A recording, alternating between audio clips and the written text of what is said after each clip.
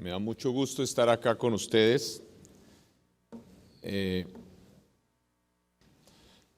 con el maestro Jaime Lerner, con la alcaldesa Susana Villarana, quien admiro mucho. Demasiados gobernantes del mundo están más interesados en ser las reinas de la simpatía que en gobernar. Y para gobernar hay que tomar decisiones impopulares. Y también, por supuesto, con Augusto. Rápidamente, porque es corto el tiempo, uno casi que preguntaría, ¿será que el desarrollo económico trae buenas ciudades? Parece que es más bien lo contrario, y más aún ahora, buenas ciudades traen desarrollo económico. La gran competencia hoy es por atraer y retener la mejor gente, y la mejor gente es la que puede escoger dónde vivir. Entonces, ese es el factor más crítico que hay. Una ciudad, además, aquí Jaime Lerner decía que no podíamos escoger un sistema de transporte si no teníamos claro qué tipo de ciudad queremos. Por supuesto, es imposible, es muy distinto si lo que queremos en términos de ciudad es Atlanta o Los Ángeles que si queremos Ámsterdam para diseñar un sistema de transporte. Ámsterdam, donde el 40% de la población se moviliza en bicicleta, y no es porque sean pobres, porque tienen un ingreso per cápita en Ámsterdam o en Copenhague más alto que el de los Estados Unidos. Pero aún antes de saber qué queremos como ciudad, casi que lo que tenemos que saber es cómo queremos vivir, porque una ciudad es solamente un medio para una manera de vivir. En una buena ciudad, a mí me gusta mucho la definición de Jan Gehl, una buena ciudad es una donde queremos estar afuera, no en un shopping mall, una ciudad donde el mall, el centro comercial, reemplaza al espacio público como lugar de encuentro, es una ciudad que está enferma. En las buenas ciudades no hay malls, en Londres, en París, en Nueva York, en Madrid, y no es por el tema del clima, puede hacer calor o frío. En una buena ciudad no queremos estar encerrados en la casa, sino en las aceras, en los parques, en las plazas. En una buena ciudad los ricos y los pobres se encuentran como iguales en los espacios públicos, en el transporte público, en eventos culturales. En una buena ciudad caminar es un placer, no un riesgo. En los últimos 80 años, desafortunadamente, y tenemos ciudades hace 5.000 años, hemos hecho ciudades mucho más para los carros que para los seres humanos. Hoy le decimos a un niño en cualquier parte del mundo, cuidado con el carro, y el niño salta aterrorizado. Y con buena razón, porque hay decenas de miles, y no repito, decenas de miles de niños que mueren atropellados por los carros cada año en el mundo. Pero lo sorprendente no es eso, lo sorprendente es que eso nos parece normal, que ese es el progreso. Yo no sé cómo serán las cifras aquí en Lima, pero en Bogotá la principal causa de muerte para niños entre 1 y 14 años es que mueren atropellados por los carros. Sospecho que es igual en casi todas las ciudades de América Latina. Una buena ciudad es buena para los ciudadanos más vulnerables, para los niños, para los viejos, para los ciudadanos más pobres. Si a ellos les va bien, yo diría que casi que una máquina de diseñar ciudades es que le pusiéramos al alcalde o alcaldesa, al director editorial de planeación en una silla de ruedas de 3 puestos y al hijo o nieto menor de ellos en la mitad con un motorcito eléctrico y los echáramos a rodar por la ciudad. Yo les garantizo que al otro día comienza a cambiar la ciudad. Una buena ciudad está diseñada para los ciudadanos más vulnerables. Democracia. Aquí nosotros creemos que democracia es ir a votar, ¿no? Democracia, en todas las constituciones democráticas del planeta, el primer artículo dice, todos los ciudadanos son iguales ante la ley. Esto no es solamente poesía. Eso significa que un bus con 100 pasajeros tiene derecho a 100 veces más espacio en la vía que un carro con una persona, por ejemplo. O una persona en bicicleta, el mismo derecho al espacio vial que una persona que va en un automóvil. Además hay otra consecuencia de eso, que ahorita podemos decir que es que si todos los ciudadanos son iguales ante la ley, el interés general prevalece sobre el particular. Entonces, por ejemplo, nunca debería haber frentes de agua privados, sobre mares, lagos, ríos, etcétera, pero es otro. Una ciudad democrática, una buena ciudad además, bueno, una buena ciudad tiene que ubicarse en el lugar óptimo. Nosotros en América Latina estamos en la era en que hablamos de la competitividad y en todos los países se habla que hay que hacer carreteras, conectarnos al mar, que los túneles, no sé qué, porque es importantísimo Porque si dejamos una curva de más, en Colombia, por ejemplo, se habla mucho de que como Colombia es desarrollado hacia adentro, que hay que hacer carreteras para conectarnos al mar, importantísimo. Porque si hacemos un túnel, por ejemplo, para evitarle a los camiones 15 minutos, que después, entre otras, tienen que esperar 20 horas para que los atiendan en el puerto, pero bueno, es otro tema. Pero el punto es que si los 2.000 camiones tienen que dar una vuelta de más, pues para llegar al puerto, pues eso le quita competitividad al país, ¿no es cierto? Por eso queremos carreteras rectas, con túneles, con puentes. Pero ¿qué tal cuando vamos a hacer una ciudad o un pedazo de ciudad donde van a vivir 500.000 personas? 1 millón de personas, que no van a ser 2.000 camiones, sino van a ser 2 millones de viajes diarios. Si esas personas van a tener que tener 15 minutos, 20 minutos, 1 hora más de viaje cada día, eso es infinitamente más importante que el tema de la carretera.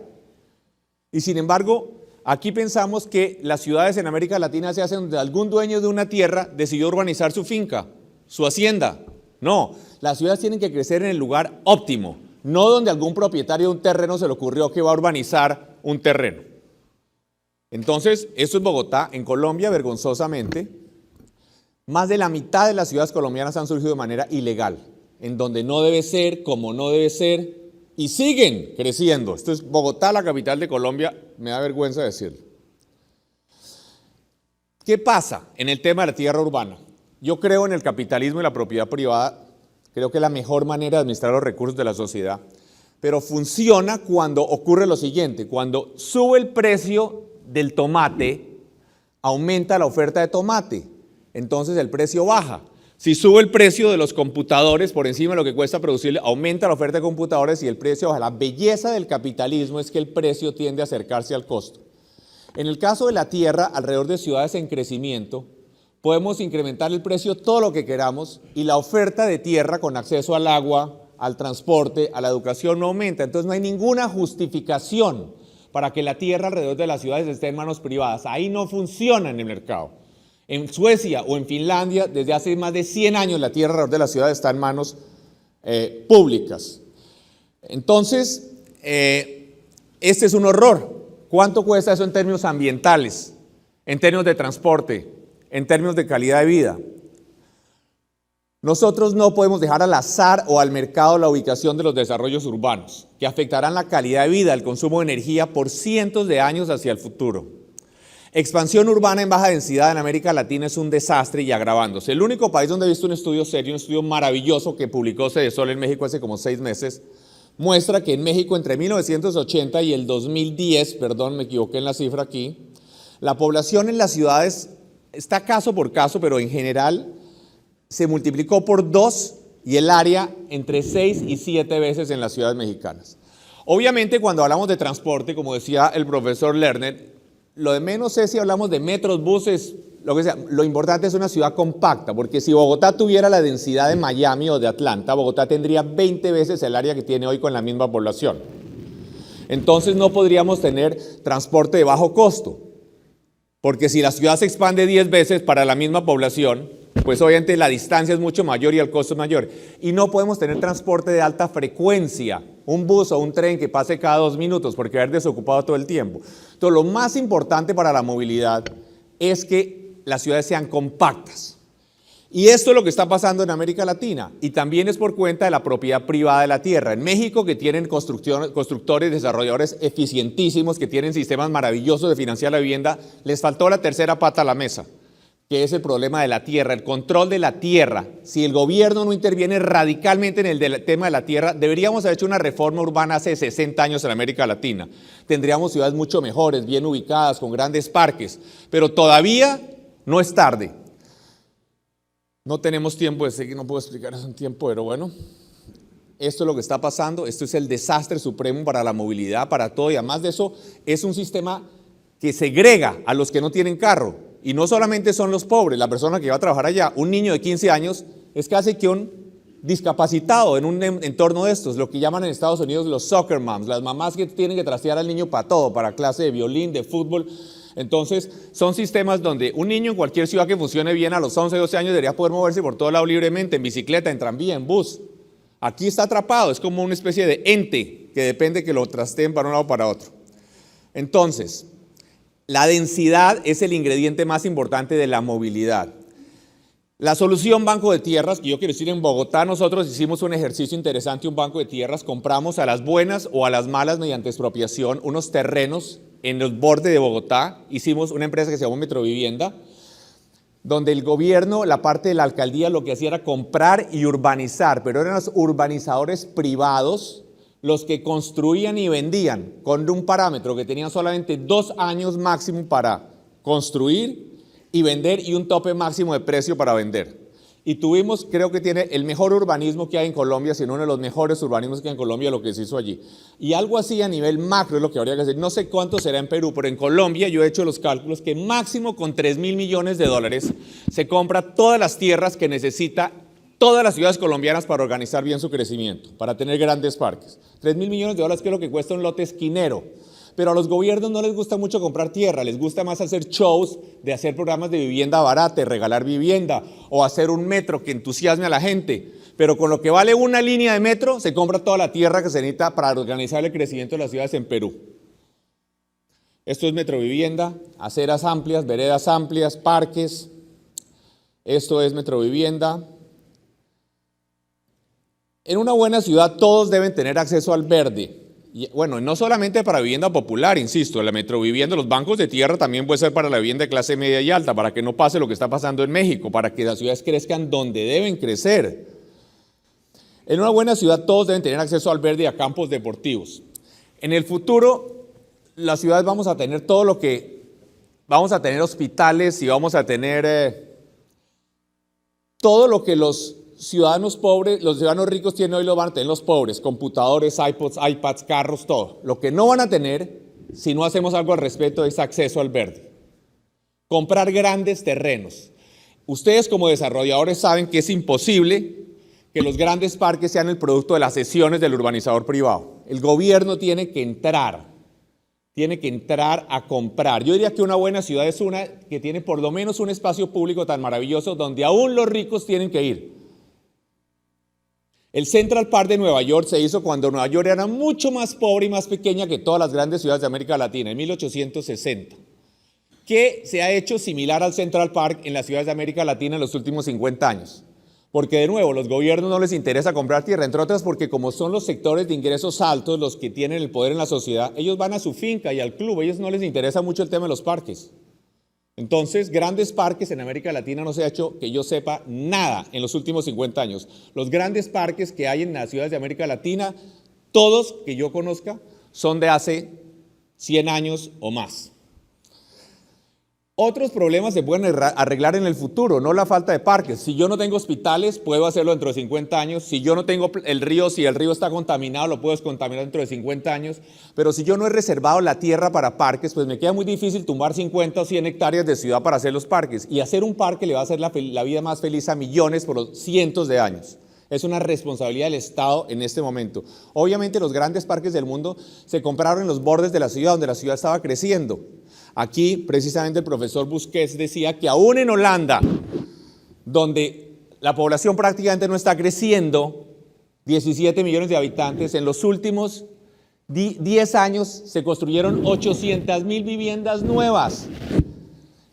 De manera que la población de las ciudades, y eso es buen negocio para ustedes, constructores, desarrolladores, como mínimo, el área construida de las ciudades de América Latina, de la gran mayoría, va a triplicarse en los próximos 40 años, a triplicarse, hay mucho trabajo. Pero no porque la población necesariamente vaya a crecer, principalmente porque los hogares van a ser más pequeños y por muchas razones, pero no hay tiempo de entrar en eso ahora. Bueno, si el gobierno no compra tierras, no es posible generar grandes parques. Hay que comprar, así no haya la plata para hacer el parque, para reservar el terreno. Aceras, veredas, banquetas, como queramos llamarlas. Lo que diferencia la ciudad avanzada de la ciudad atrasada no son los metros ni las autopistas, es la calidad de las veredas. Esta foto lo que muestra es que hay ciudadanos de primera y de tercera. Los que tienen carros son de primera y los de peatones son de tercera. Esto es en el África, pero podría ser en muchos sitios en América Latina. Las aceras son el elemento más importante de infraestructura de una ciudad civilizada. En términos de infraestructura, aceras de calidad, insisto, son lo que realmente diferencia. Este es el principal problema de Lima, es el principal problema de Bogotá, es el principal problema de El Salvador, de Ciudad de Guatemala. China es un desastre en buena parte de sus ciudades, México también. Obviamente parece muy sencillo, vaya detrás de quitar esos carros. Yo tenía el pelo negro antes de los esfuerzos. Además, las aceras deben ser aceras amplias, y aquí entramos a una parte que es más artística, arquitectónica. Yo no puedo probar matemáticamente que es mejor tener una acera de 10 metros que una de 2 metros. Es algo que se siente en el corazón, el alma, especialmente si usted está con un niño. Pero además aceras contra ventanas. Tenemos en Colombia la norma más absurda que hay en el urbanismo del universo, y es que le damos un estímulo, un piso adicional a los edificios que dejen estacionamiento en el primer piso. Es decir, estamos diseñando una ciudad donde la gente camine frente a paredes ciegas o a carros estacionados. Cuando hay toda clase de estudios en el mundo que prueba que lo más importante para la seguridad urbana es que haya una interrelación entre lo privado y lo público, que haya ventanas, que desde lo privado se vea hacia afuera. Los muros es la peor torpeza para la seguridad que pueda haber en una ciudad. Las estaciones de gasolina en América Latina sienten que tienen un derecho especial divino a no hacer aceras, que es donde más se necesitan, porque es donde más entrada y salida de vehículos hay. Se pueden tener aceras bien hechas, ciclorrutas, y les aseguro que venden la misma gasolina. Faltan 5 minutos, bueno, pero al Jaime le dieron 25, o sea que... En todo caso, Colombia, desastre. Cali, Colombia, Bogotá, desastre. Nosotros hicimos una guerra para quitar los carros de las aceras. Y a uno le decía, no, alcalde, es que hay suficiente espacio para estacionar carros y además para que pase la gente. Entonces nos tocó explicarles que a uno le parece que las aceras son parientes de las calles, por lo que viven juntas. Pero en realidad las aceras no son para ir de un sitio al otro. Las aceras pueden servir para eso, pero son para conversar, para jugar, para darse besos. Realmente las aceras son parientes de los parques y de las plazas. Y es tan absurdo decir que en una acera hay suficiente espacio para estacionar carros, hacer bahías de estacionamiento y además para que pase la gente, como sería decir que podemos convertir la plaza principal de la ciudad o el parque principal en un estacionamiento al aire libre, siempre y cuando dejemos suficiente espacio para que los carros, para que pase la gente. Entonces hicimos aceras grandes, aceras en Bogotá, en fin. En cualquier sitio donde tengamos carros estacionados podemos ampliar la acera y hacer ciclovías o aceras más amplias y quitar los carros. Que yo sepa, el estacionamiento no es un derecho constitucional en ninguna parte del mundo. Vean que si vienen a decirle a la alcaldesa Villamar, ¿dónde está? A la alcaldesa Susana Villarán, ¿dónde estacionamos? Ella le puede decir, es como si usted viene aquí a preguntarme que dónde guarda su comida o su ropa. Ese no es un problema mío, es un problema privado, ¿no? Aceras bien hechas, ¿qué tal que aceras en los Campos Elíseos? ¿Qué tal que le digamos allá a los franceses? Mandamos un consultor latinoamericano y decimos, pero ustedes son bien brutos, señores franceses. Allá hay espacio de sobra para que hagan unas bahías de estacionamiento ahí en esa acera y de todas maneras hay espacio suficiente para que pase la gente. En París han venido eliminando estacionamiento y ampliando en la calle y en la acera en los últimos años, pero miles, en solamente los últimos 5 años el alcalde de Lanois ha eliminado más de 8.000 estacionamientos en la calle. Estos avisos son un desastre, son un insulto a la ciudad. Ahí es el ejemplo de Sao Paulo, el que hay que seguir en América Latina. Los avisos discretos, como en París, les aseguro que vende la gente lo mismo. Transporte, un problema muy peculiar, porque a diferencia de los demás que tenemos, se agrava a medida que nos volvemos más ricos. Atlanta, en Estados Unidos, toda clase de autopistas y el problema de los embotellamientos aumenta todos los años. Nunca las autopistas han arreglado los embotellamientos en ninguna parte del mundo. Por lo siguiente, y lo que les voy a decir suena un poco extraño, lo que genera el tráfico no es el número de carros. Sí, oyeron bien, lo que genera el tráfico no es el número de carros, ese es uno de 3 ingredientes. Lo que genera el tráfico es el número de viajes y lo largo de los viajes. Y si se hacen vías más grandes, una autopista, la gente hace más viajes, por eso nunca, y hace viajes más largos y se va a trabajar más lejos y a vivir más lejos, nunca en ninguna ciudad del mundo se ha arreglado los embotellamientos haciendo más vías. Las autopistas de América Latina embotelladas o en Estados Unidos. Pero más aún, una vía embotellada sin carriles exclusivos para buses es un símbolo de irracionalidad técnica y de insuficiente democracia. Aquí no se necesita un PhD de MIT.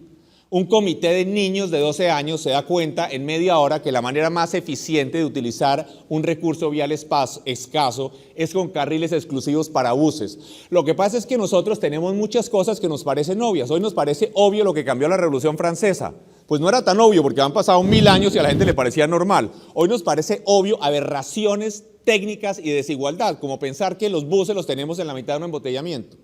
Una vía embotellada sin carriles exclusivos para bus es un símbolo de irracionalidad, de incompetencia técnica y de falta de democracia.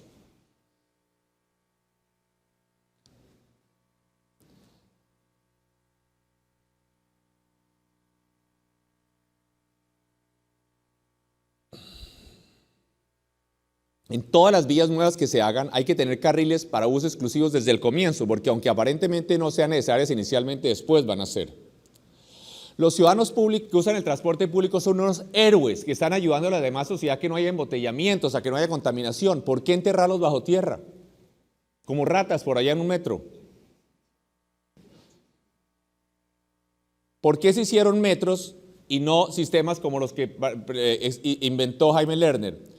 Porque es que los metros se hicieron en 1870 los primeros y los buses solo se inventaron como en 1930, 1935. Obviamente que los metros son maravillosos, pero primero hay que aprovechar la infraestructura vial de la ciudad. Todas las vías deben tener carriles exclusivos para buses donde sea necesario, en todas, y solamente después sí metamos a la gente debajo de tierra. Lo más grave es que en América Latina la mayor parte de los que más quieren que haya metros son los sectores de ingresos altos, que no tienen la más mínima intención de subirse al metro, sino que están esperando que metan a los demás debajo de tierra porque así creen que se va a aliviar los embotellamientos. Sin embargo, no nos hagamos ilusiones, las ciudades del mundo que tienen los peores embotellamientos tienen metro. Sao Paulo, Caracas, Bangkok, Manila. Entonces, ¿cómo? Entonces ya les dije, las autopistas no arreglan los embotellamientos y desafortunadamente ni siquiera el transporte público arregla los embotellamientos, los metros no lo arreglan. Londres tiene la misma población de Lima, tiene 1.800 kilómetros de metro y trenes suburbanos. 1.800 es casi la distancia de Lima a Bogotá. Y aún así moviliza más de 1 millón de personas en bus que en tren y en metro. Pero lo más importante que eso es que tenía tantos embotellamientos que le tocó empezar a cobrar por el uso del carro. Entonces, el transporte masivo, ojo, movilidad y embotellamiento son dos problemas distintos que se arreglan de manera distinta. La movilidad se arregla con transporte masivo, la movilidad con metros, sistemas Lerner, etc. Los embotellamientos solo se arreglan restringiendo el uso del carro, como en Londres, cobrando por el uso del carro.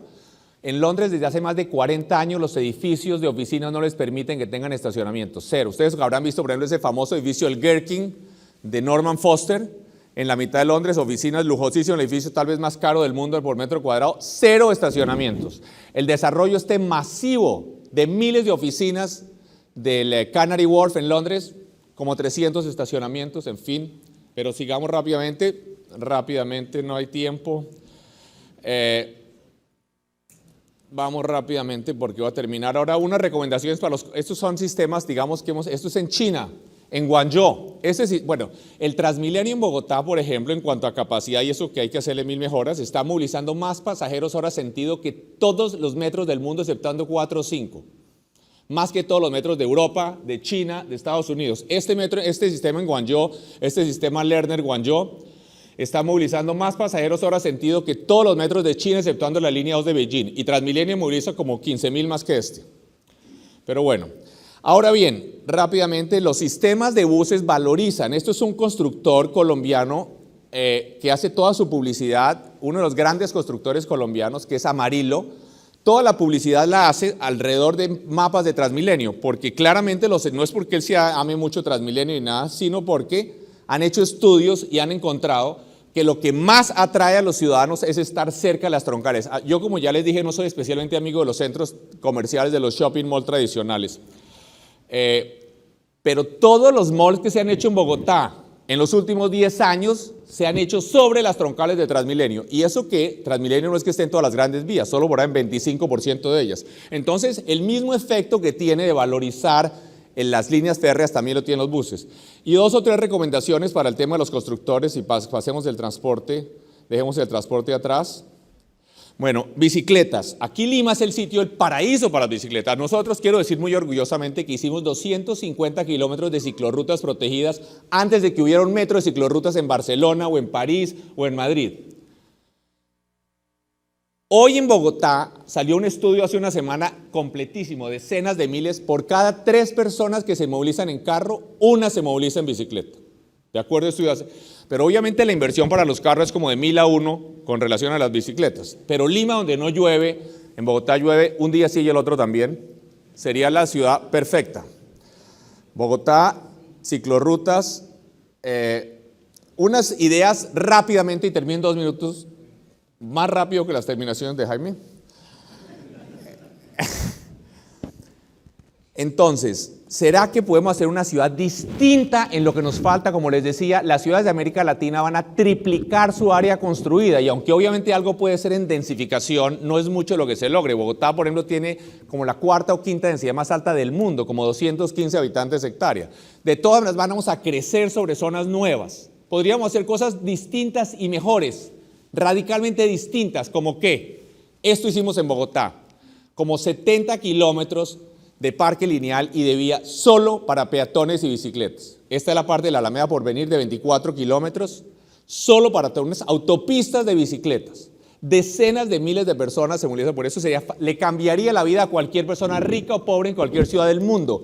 Entrar a una red de cientos de kilómetros de vías para bicicletas a pocos cuadras de su casa y esto no vale nada si lo planificamos desde el comienzo. Esto ya cuando la ciudad está creciendo alrededor, aquí gracias a los constructores que están, algunos de ellos aquí, alrededor de la Alameda Porvenir. Rápidamente, no hay tiempo para entrar en detalles, pero esa es la... Miren lo que hicimos, bueno, no hay tiempo, no hay tiempo ahora, pero son decenas de miles de personas que se movilizan en la zona del occidente de Bogotá en bicicleta ahora. Rápidamente... Esto es lo que, y también podríamos tener cientos de kilómetros de parques lineales atravesando la ciudad. Parques lineales, sería facilísimo hacerlo desde el comienzo. ¿Por qué tenemos que seguir haciendo cosas que no están funcionando bien? Nadie quiere vivir con sus niños frente a una calle. ¿Por qué no hacemos cientos de kilómetros de vías de parques lineales que atraviesen nuestras ciudades? Rápidamente... Esto es otro parque, otra parte de los que les digo son como 35 kilómetros de parque lineal a través de Bogotá que hicimos.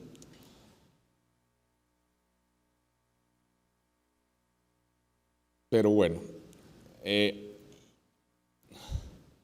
Y por último, ¿por qué no incorporar en las nuevas ciudades, en lo que se va a diseñar de nuevo? ¿Por qué no nos atrevemos a pensar distinto? No podemos seguir haciendo la ciudad, hacer unas calles y montando las edificaciones sobre calles de carros.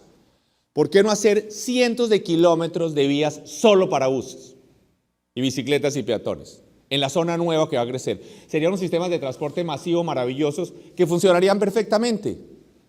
Y eso no tiene ningún costo, eso no es ninguna genialidad. Eso es un problema de diseño, de imaginación, de atrevernos a hacer algo distinto de lo que han hecho en Europa o en Estados Unidos. Y mejor. Algunas ideas sobre normas y los constructores, rápidamente, no hay que temerle al comercio en las zonas residenciales, ¿no? En las ciudades europeas tenemos apartamentos de $10 millones en Manhattan encima de una tienda, pero en América Latina eso nos parece que eso no es elegante, ¿no? Eso, la clase alta le parece terrible. No muros, los muros, ya les explicaba, es lo peor que hay para la seguridad. Si vamos a tener cerramientos, mire, aquí en todas las ciudades del mundo hay ladrones, entonces hay rejas en el primer piso o en el segundo piso. Pero no muros, eso es un desastre para la ciudad. Si acaso va a tener un cerramiento, que sean cerramientos transparentes, por favor, como estos son en Santiago o en China. Es increíble, deben ser muy ágiles los ladrones porque ponen rejas hasta en el 20º piso. Otro tema, el tamaño de la vivienda social no es lo importante. Es de las discusiones que hay en América Latina, mucho más no importa que haya viviendas de 30 metros cuadrados, mucho más importante que el tamaño es la ubicación de la vivienda social y el espacio público a su alrededor. Entonces, además la gente cuando compra una vivienda no va a vivir toda la vida, puede comprar una vivienda de 25 metros cuadrados para cuando está joven y después va a comprar otra, en fin, pero es una discusión demagógica, populista, que no es la más inteligente ni la más útil. Mucho más importante es la calidad del espacio público alrededor de la vivienda social que el tamaño de la vivienda social. Otro tema, rápidamente, más importante que la altura, es otra de las grandes discusiones de América Latina. A mí me parece que la altura no es que sea irrelevante, pero mucho más importante que qué tan altos son los edificios es qué pasa cuando los edificios llegan al suelo. ¿Qué pasa? Y este sí que es una recomendación para los constructores, para todos ustedes aquí. La manera de juzgar, de evaluar cualquier cosa que se haga en una ciudad, un edificio, una tienda, una vía, si es buena o si es mala, ¿será que mejora la calidad peatonal? Cuando ustedes hacen un edificio, ¿será que el espacio público alrededor se vuelve más agradable para estar ahí, para pasar por ahí, para jugar ahí, para hacer negocios ahí, para darse besos ahí? Esa es la manera de evaluar si un edificio es bueno. Mucho más importante que si tiene 30 pisos o 5 pisos, porque lo que hacemos aquí en América Latina es desastroso con mucha frecuencia. Hacemos toda clase de rampas de estacionamiento, hacemos paredes sin ventanas. Entonces, lo más importante, el criterio primero para juzgar lo que ustedes hacen, señores constructores, si de verdad están haciendo una labor que le beneficia a sus ciudades, ¿será que el espacio público alrededor de lo que construyen se vuelve más atractivo para estar? Ya, cero, ya.